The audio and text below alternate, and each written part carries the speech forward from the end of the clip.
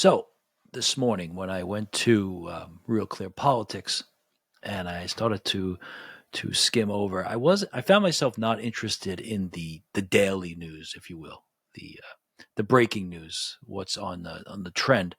I did notice an article, and I noticed, the Real Clear Politics list.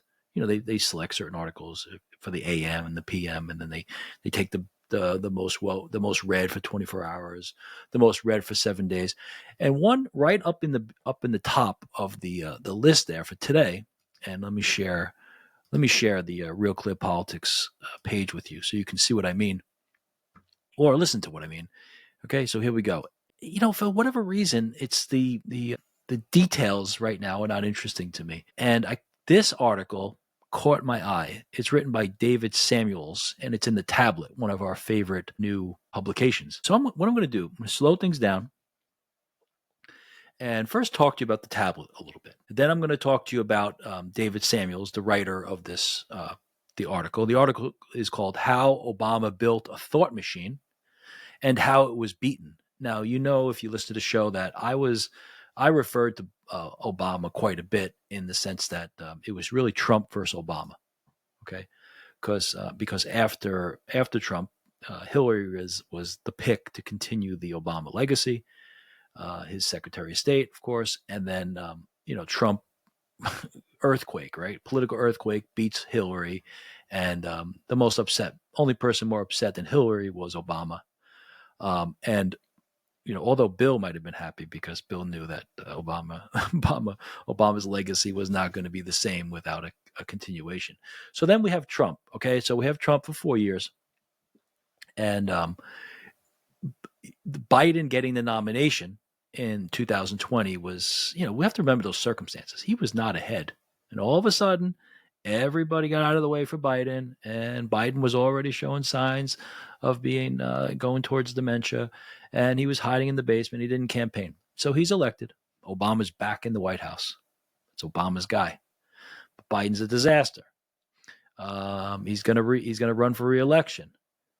They realize he can't. Obama is the one who really pushes Biden to step aside. Biden doesn't want to step aside. He pushes him aside. Obama is the one who picks Kamala to be no contest, right? They're not going to have They're not going to have a primary. It's too late for a primary. They're not going to have an election at the convention. They pick Kamala. Kamala loses. So I said I had video titles saying, "Oh, it was Trump versus Obama," and how Obama is really, his legacy and his reign has come to an end. So this article, "How Obama Built a Thought Machine and How It Was Beaten," by David Samuels in the Tablet, interests me. Okay, so what I'm going to do, I want to go to the Tablet, okay, first, because what I think is really important. Let me stop sharing this and bring up the Tablet. Okay, About Us. So this is the About Us page on the Tablet. Okay, and so always want to make sure everything's sharing so that when I talk to you, you know what I'm saying. Okay, so About Us, and this is an interesting beginning. So there are wonderful publications out there. The Tablet was one of the sources that we used. A great article about Trump after the assassination attempt, where a lengthy article about how Trump was turning into this almost folk hero and taking on a presence bigger than himself. Okay, and this is the Tablet. About Us. Tablet is a Jewish magazine about the world. Right? Interesting. We produce, so every weekday in the AM, they put out articles, substantial stories, and then every weekday in the PM, they do what they scroll, which is like an overview of what's been going on during the day. We read the internet all day, so you don't have to. Okay.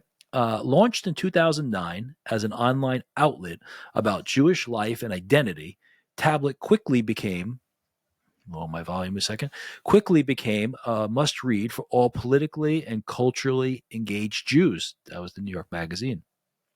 Within a few years, it grew into one of the most influential platforms for news and ideas on the web.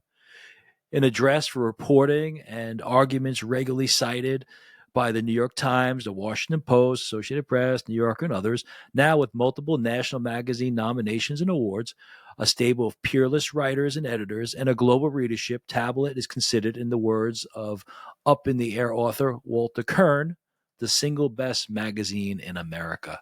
I mean, it is. It's really, I don't know if it's the single best, but it's very good.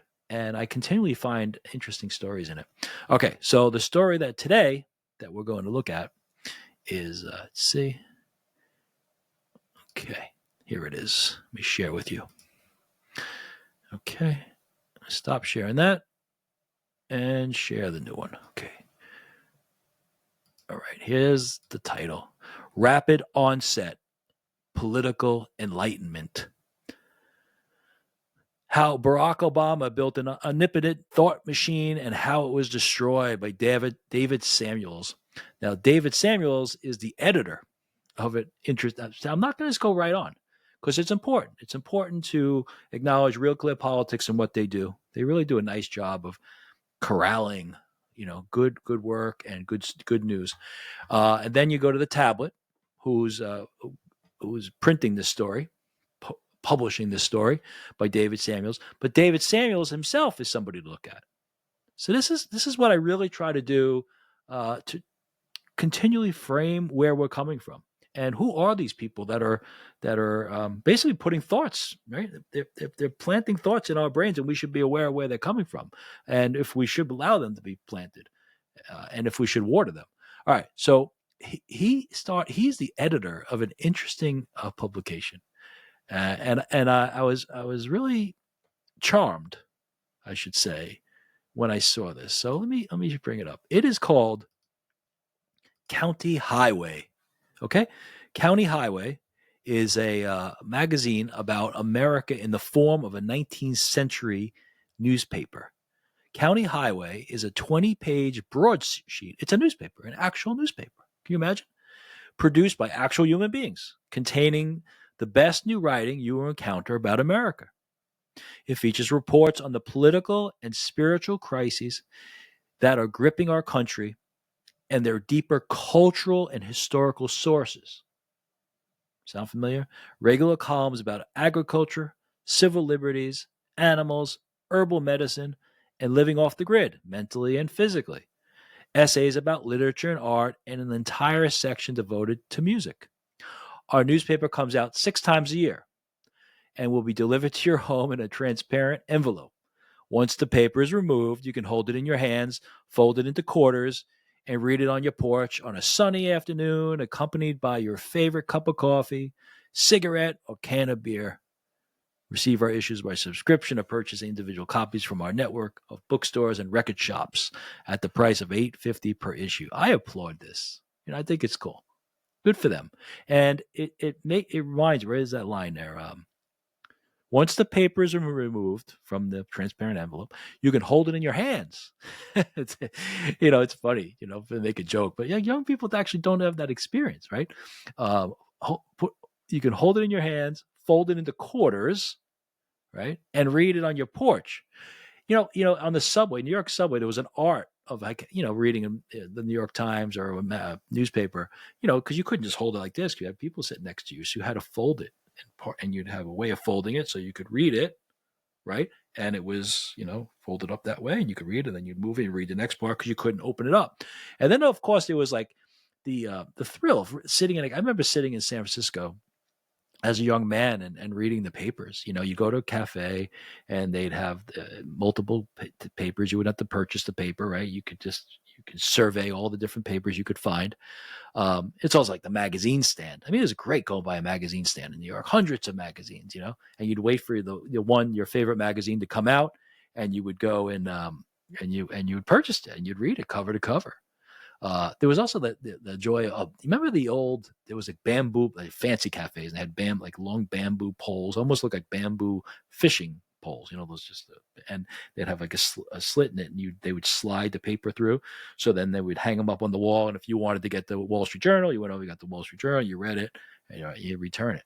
And then of course, the other part would be the Sunday New York Times. At the time, like that was the paper of record, and you would, it was just this thick, and it had art section, and science section, technology section, and just sports and the weekend review. It was just the Sunday magazine, Sunday New York Times magazine. There was so many different things, and I applaud this effort.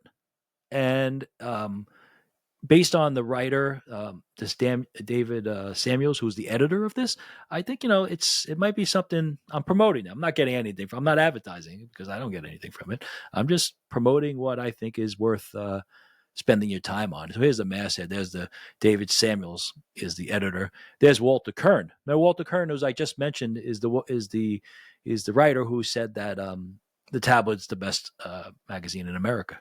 All right, so there's a cool image there, right? And I also do. Let's spend a little time because you could even see the way the editors note, the editor being Kern and Samuels, the two of them. You can see how this is written, that you can get a feeling for the paper. Okay, editor's note: County Highway was born. Let me just make this bigger a second. Let me see so I can read it. Okay. All right, there you go. All right, we're good. Let me check. Yeah, we're good. All right. County Highway. I love this anecdotal, behind the scenes motivation, right? County Highway was born during the COVID lockdowns, when many of our friends and acquaintances became disillusioned with large cities. Some of us found new places that we loved. Some of us have always preferred the countryside or wild places. Some of us stayed in cities, but began seeing how the ways of living and thinking that they cultivate might be a threat to the basic human pursuit of happiness and pleasure, and our ability to create without crippling self-censorship. Interesting, right? So, it's COVID pushed a lot of people, or encouraged a lot of people to move back out to the country. Even people within cities had to see things differently. Of course, we had all the censorship stuff going on. Some is going to continue. Some of us fear the specter of an incipient totalitarianism emerging from our laptops and iPhones. Some of us are simply allergic to conformity and brand names. What we share in common is a revulsion at the smugness, sterility, and aesthetics of the culture being forced upon us by monopoly tech platforms and corporate media, and a desire to make something better. We encourage you to think of our publication as a kind of handmade alternative to the undifferentiated blob of electronic content that you scroll through every morning, most of which is produced by robots. He talks about the name of how the county name came about, but I want to just jump down here. Okay. Inside our newspaper, you will find reports by people who picked themselves up and went somewhere else in the hopes of discovering something new about America and meeting people who are not cookie cutter copies of themselves, with the same approved viewpoints, living under different names. You will find regular columns about agriculture, animals, herbal medicine, and living uncommon lives. We even have columns like bouquets and brickbats and America by the numbers for people who shiver at the thought of being cut off from their daily dopamine drip of political party propaganda and bold-faced names. Some of our articles are funny, and others are written by people who are seriously pissed off or who believe that the world is coming to an end. Because Americans are musically gifted, we have an entire section devoted to music and musicians. Let's see, this is what they hope. We hope to advance the same relationship to America that Bob Dylan had. Isn't it funny? We played Bob Dylan the other day. We talked about him on the show at the end of last week. When he wrote his versions of folk songs, or that Graham Parsons and Neil Young had when they wrote their versions of country songs. We have the same relationship to our subjects that Mark Twain and William Faulkner and Ralph Ellison and Tom Wolfe had when they wrote about America and Americans. We believe in the wisdom of the Americans, who produced not only the congeniality of Bugs Bunny and Mickey Mouse, but also the lunatic wilderness of Yosemite Sam and Roadrunner and the Ramones. I got a funny story about the Roans. We are happy recipients of a great gift, which is the message of human liberty and practical genius that is present in the way that Americans tell stories, crack jokes, play music, and make stuff. While our country's educated classes define themselves as heralds of a new and better world, we are more than glad to claim the vastness of American creative inheritance as our own. Please join us. David Samuels and Walter Kern. Subscribe today. Thank us tomorrow. I like the images too. Look at that. Isn't that a cool image? Right? Like a woodcut. So there you go. It's charming. It's charming, and it's beyond charming because you can tell it's serious content. It's good writing. Um, so maybe consider helping them out. All right. So this David Samuels. Let's go back to his article. How Barack Obama. Okay, it's really long, so we can't read the whole thing. What I thought about doing is I'm just going to read it, and we'll talk about it as we go. As usual, if you're listening to this in the back of the house or you're doing work or whatever, you're taking a long ride. So somebody I know told me they listen while they run, so maybe I should speak faster and keep a high tempo. All right. So I'll read what I can and we'll talk about it. And when we're done, we're done. And I don't know when that is. Okay. Um, I'm inspired by that newspaper. I think I'm going to reach out to them. Yesterday, we talked about one of the painters for the Washington Examiner had a great painting of Vivek Ramaswamy and Elon Musk. So this is I know I keep repeating myself, but it's what we have to do. We have to continually point out what's good in our world, in our culture, and encourage it and promote it. Because these publication things, they can't, everything costs money. Okay. All right, here we go. Let me make it big so my old eyes. Okay. I do 200%. I don't know what you do, but 200% is nice for me. It really is nice and comfortable. I don't need my glasses. If anyone in the future cares enough to write an authentic history of the 2024 presidential campaign, that might begin by noting that American politics existed downstream of American culture, which is a deep and broad river. That first sentence is, if you're not surprised, right? Because culture. Okay, I'm going to read that again. If anyone in the future cares enough to write an authentic history of the 2024 presidential campaign, they might begin by noting that American politics exists downstream of American culture, which is a deep and broad river. That's, this is really great. The other good thing is about font, it things challenge you and things affirm you. This affirms American politics exists downstream from culture first. Culture transform culture. Remember, we did the ping pong analogy. Republicans, Democrats in Washington for so long. Politics, politics, politics, ping pong, ping pong, ping pong. Now it's culture leads to politics. Okay, and not the other way around. Politics leads to culture. That's why education of your children, where you pass on and develop the culture, and then they elect people to go represent them in our republic using democracy in Washington to represent that culture and implement policies that are consistent with that culture and help it flourish. Not ping pong. Okay, beautiful, beautiful opening sentence. The appreciation for good writing is just every day becoming more and more. Like any river, American culture follows a particular path, which has been reconfigured at key moments by new technologies. In turn, these technologies, which redefine both space and time, canals and lakes, the postal system, the telegraph, railroads, radio and later television, the internet, and most recently, the networking of billions of people in real time on social media platforms. Set the rules by which stories are communicated,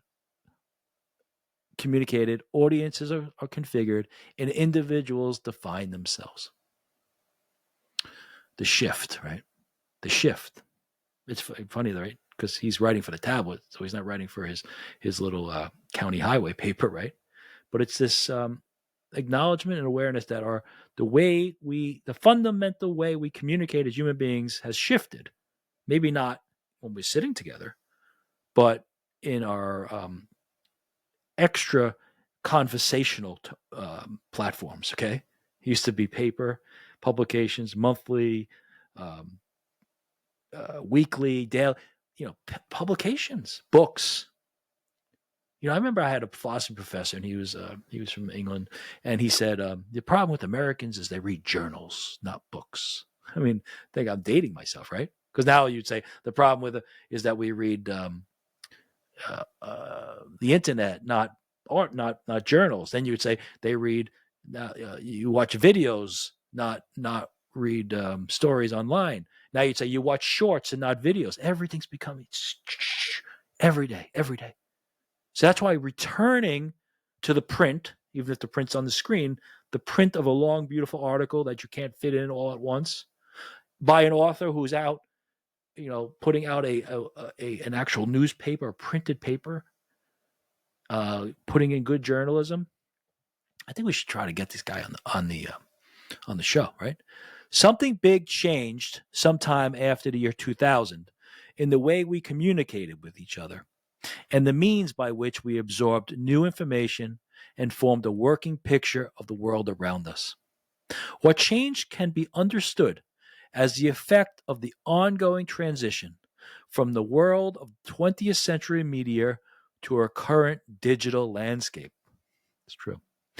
This once every 5 centuries revolution would have large effects, ones we have only just begun to assimilate and which have largely rendered the assumptions and accompanying social forms of the past century obsolete.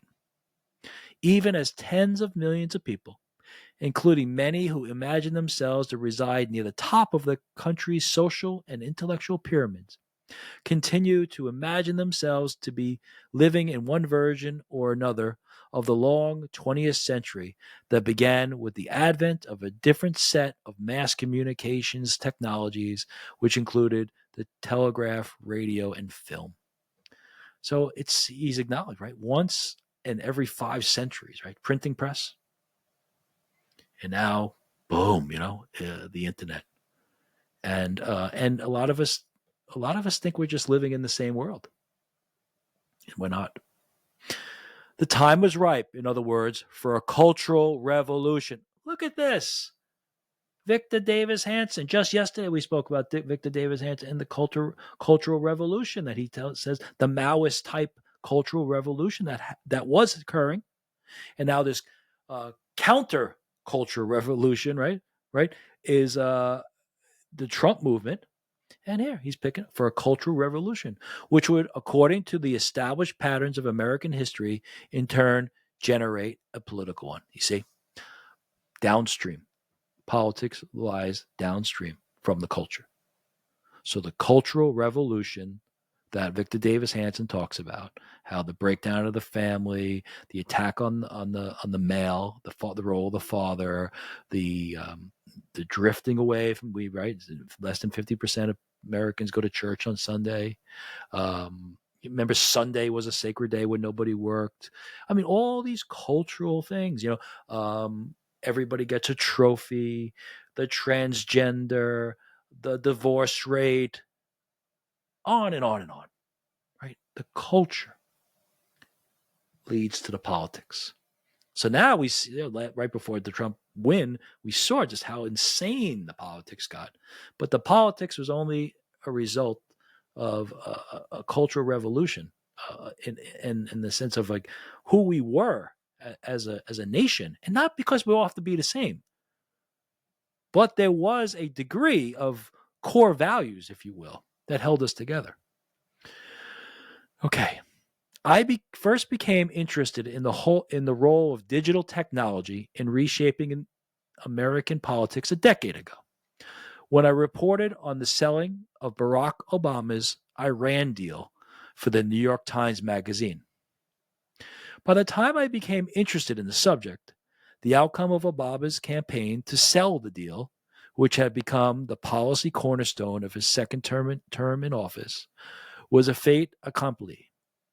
The deal seemed odd to me, not only because American Jews were historically a key player in the Democratic Party, providing outsized numbers of voters, party organizers, and publicists, in addition to huge tranches of funding for its campaigns, but because the deal, the Iran deal, seemed to actively undermine the core assumptions of U.S. security architecture in the Middle East, whose goals were to ensure the steady flow of Middle Eastern oil to global markets while keeping U.S. troops out of the region. A Middle East in which the U.S. actively balanced a revisionist anti-American power like Iran against traditional U.S. allies like Saudi Arabia and Israel seemed guaranteed to become a more volatile region that would require exactly the kinds of active U.S. military intervention that Obama claimed to want to avoid. Nor did turning over major shipping lanes to Iran and its network of regional terror armies seem like a recipe for the steady flow of oil to global markets that in turn helped ensure the ability of U.S. trading partners in Europe and Asia to continue to buy U.S. made goods. Seen through the lens of conventional American geopolitics, the Iran deal made little sense. When it makes little sense, it's because it makes sense in a different dimension. In the course of my reporting, though, I began to see Obama's plans for the Middle East not simply as a geopolitical maneuver, but as a device to remake the Democratic Party. There it is. From Clinton to Obama became his party. And I think it's over. That's what I've been saying. I think his hold on that party is now over. As a device to remake the Democratic Party. And this is why when you look at the big picture and you meet usually older Democrats sometimes, who are like, how could they be Democrats? These kind of like union, veteran, old school. They grew up in a Democratic area, Democratic county. Reminds me of like Pittsburgh or the state of New Jersey, where parts of New York where they're Democrat through and through. They were raised Democrat. They're never leaving the Democratic Party. But you meet them, you're like, it doesn't make any sense. Well, because the party left them. The party left them. That's why Robert F. Kennedy Jr. left the party.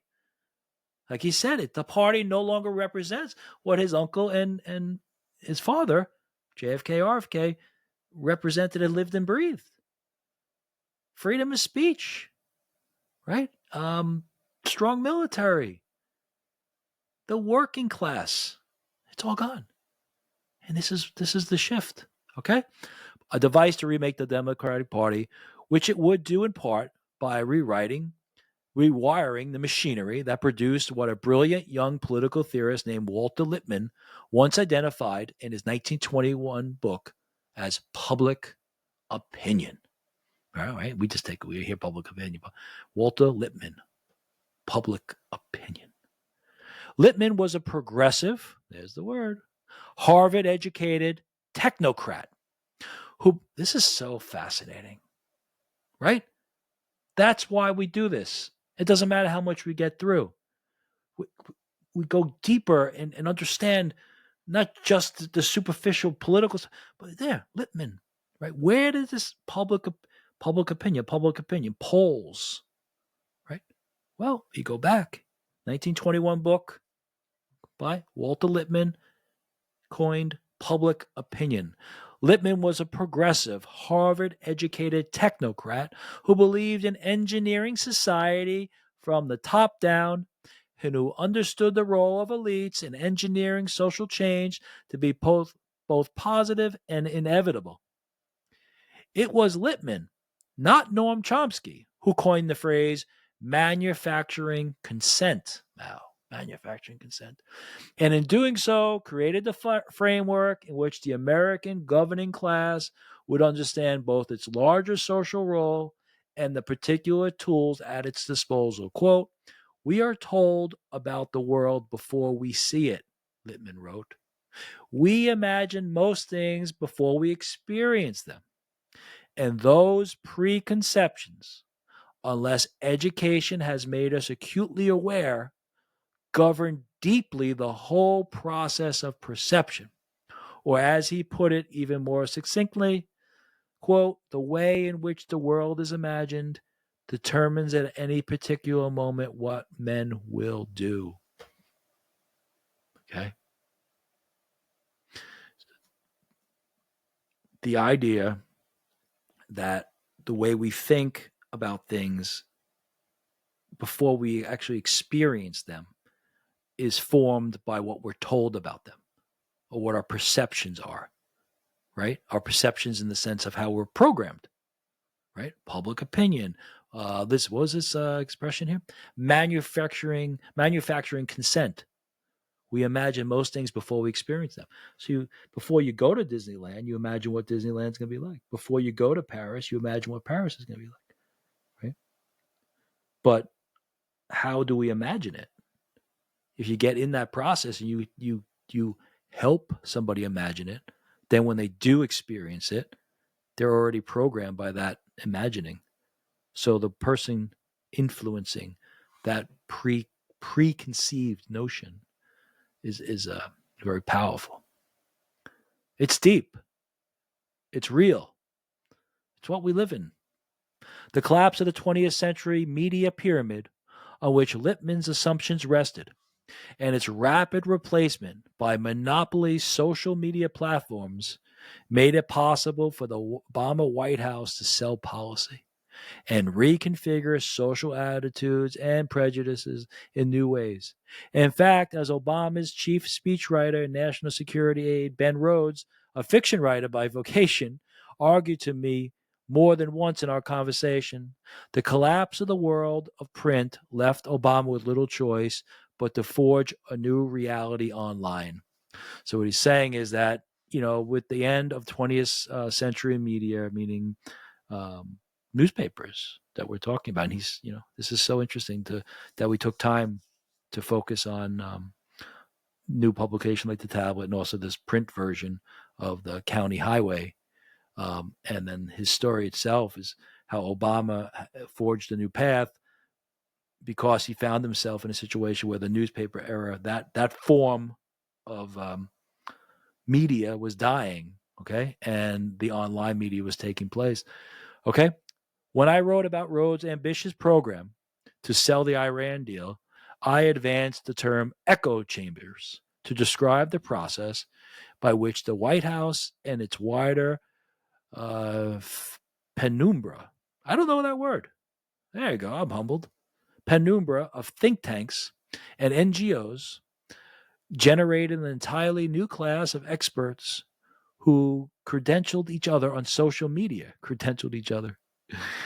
on social media in order to advance assertions that would formerly have been seen as marginal or not credible, thereby overwhelming the efforts of traditional subject area gatekeepers and reporters to keep government spokespeople honest. So they just echo chambers, right? You're online, and one person's reinforcing another with their credentials. Oh yeah, this is a serious person. That's a serious person, and then they push those opinions. And meanwhile, that's subduing or keeping down the traditional. What we at that point was traditional. It's amazing. Okay.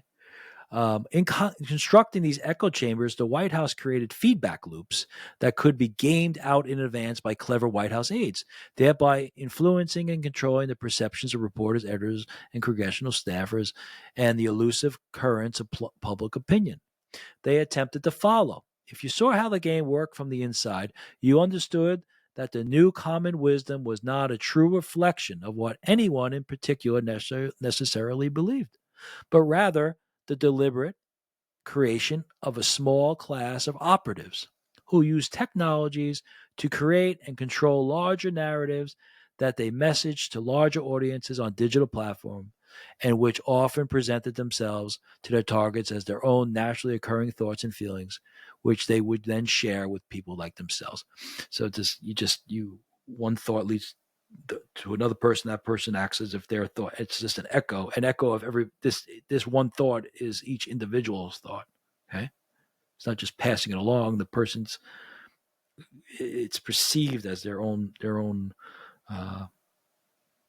thought, revelation, belief, right? And that plays out. Okay. To my mind, the point of the story I was reporting, in addition to being an interesting exploration of how the tools of fiction writing could be applied to political, look at that, tools of fiction writing could be applied to political messaging on social media as an element of statecraft, was twofold. First, it usefully warned of political distance between an underlying reality and an invented reality that could be successfully messaged and managed from the White House, which suggested a new potential for a large scale disaster like the war in Iraq, which I, like Rhodes and Obama, had opposed from its beginning. Second, I wanted to show how the new messaging machinery actually operated. My theory being that it was probably a bad idea to allow young White House aides with MFA degrees to create public opinion from their iPhones and laptops, and then present the results of that process as something akin to the outcome of the familiar 20th century processes of reporting and analysis that have been trusted to the so-called fourth estate media, a set of institutions that was in the process of becoming captive to political verticals, which were in turn largely controlled by corporate interests like pharmaceutical companies and weapon makers. Hillary Clinton would soon inherit that machinery that Obama and his aides had built long ago, along with the keys to the White House. What would she do with it? What I did not imagine at the time was that Obama's successor in the White House would not be Hillary Clinton, but Donald Trump. Remember how I said in the beginning? Okay. Nor did I foresee that Trump would himself become the target of a messaging campaign that would make full use of the machinery that Obama had built, along with the elements of the American security state. Being physically inside the White House, it turned out, was a mere detail of power. Didn't matter. They still could do it. Even more substantial power lay in controlling the digital switchboard that Obama had built, in which it turned out he still controlled. During the Trump years, Obama used the tools of the digital age to craft an entirely new type of power center for himself, one that revolved around his unique position as the titular, though appointedly never named, head of the Democratic Party that he succeeded in refashioning in his own image, and which, after Hillary's loss, had officially supplanted the centrist Clinton neoliberal machine of the 90s. Remember I told you? From Clinton, it became Obama's party. The Obama Democratic Party, ODP, was a kind of balancing mechanism between the power and money of the Silicon Valley oligarchs and the New York bankers, the interest of bureaucratic and professional elites who shuttled between the banks and tech companies, and the work of bureaucratic oversight. The ODP's, Obama's Democratic Party, own sectarian constituencies were divided into radical and ethnic categories like POC and MENA, and Latinx, uh, Latinx, whose bizarre bureaucratic nomenclature, I can't even see that. I don't even know Latinx. I don't even know how you pronounce that. It's so bizarre.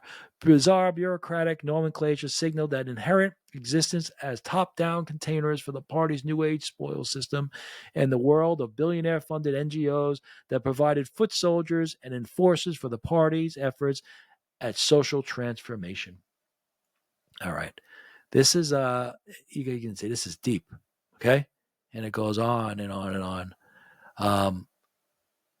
Here's one of the big pull quotes here. Okay. During the Trump years, Obama used the tools of the digital age to craft an entirely new type of power center for himself. Though never named head of the Democratic Party, that he succeeded in refashioning in his own image. What I'll do is I'll stop here. Okay. Um, there's a lot. There's a lot here, and the limits of a podcast to this is where I want to be a middleman in many ways to to pushing these articles, publications forward into your hands.